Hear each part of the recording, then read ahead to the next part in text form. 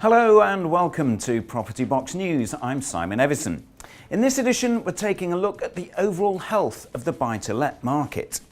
Recent punitive tax measures have sent shockwaves through the industry, but looking more closely, all is not as dire as it seems.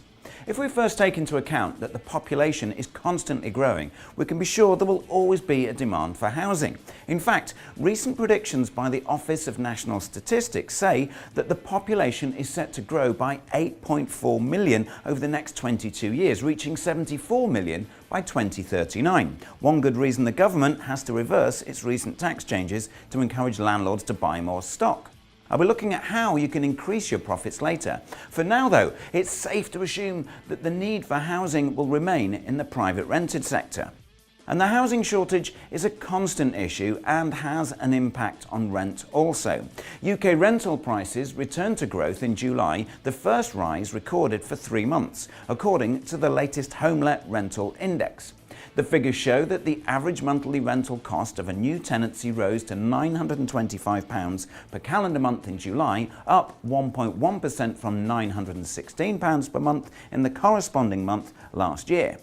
The government's recent attempts via increased taxes to rein back the private rental market and persuade fewer landlords to buy properties to rent out appears to be working. However, those landlords staying in the rental sector are, in many cases, increasing rents, and with more tenants chasing fewer properties, this also pushes up rents. So we have higher demand and higher rents, and those two things alone mean our industry is a safer investment option than other classes. More on that later.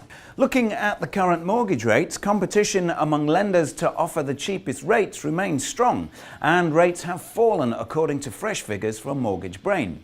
Their data reveals that the cost of a 2-year fixed buy-to-let purchase product for both 60 and 70% loan to value is now 4% less than it was in May 2017, which equates to a saving of £342 for a 60% LTV mortgage and £306 for a 70% LTV mortgage, while 60 and 70% 2-year trackers are down 1 and 2% respectively over the past 3 months. Many longer-term deals are also now cheaper, with 3 and 5-year fixes at 60% and 5-year fixes at 80% loan-to-value having fallen by 3%. Mark Lofthouse, Chief Executive of Mortgage Brain, said, "Despite the forthcoming changes to buy-to-let lending, the outlook for investors at the moment is extremely favourable, with buy-to-let mortgage costs coming down yet again." Charlotte Nelson, finance expert at Moneyfacts, agrees. She said the buy-to-let market has seen some turbulent times with significant tax changes, tougher affordability rules and more changes to come into force in September. And yet, she says, rates have continued on a downward path. Government's tax changes have certainly curbed the amount of landlords actively buying property, and many have been selling off their stock, with experts predicting more will follow.